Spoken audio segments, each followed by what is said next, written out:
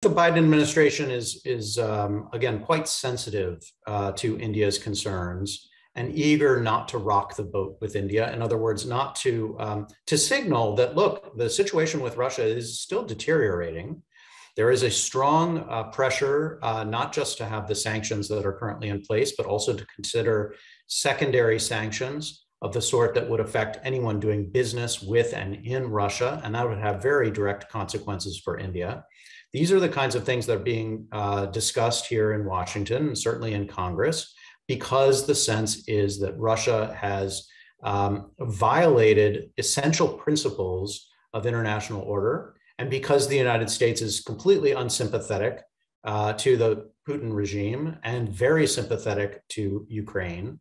And so that politically is likely to persist. And so India needs to be aware of that practical reality and the consequences, the downward consequences of it for India.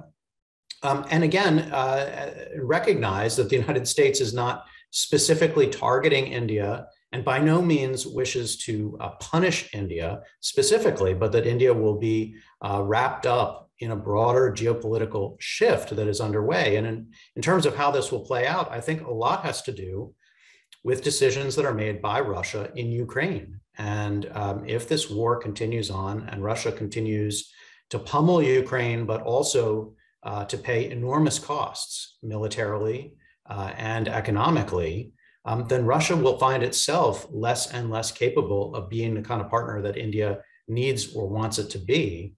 And India will have fewer options. So part of the outcome here will depend on Russia, what Russia does.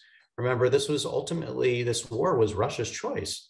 And the United States has responded forcefully, and India is, being a part of the world, is wrapped up in that, is implicated in that.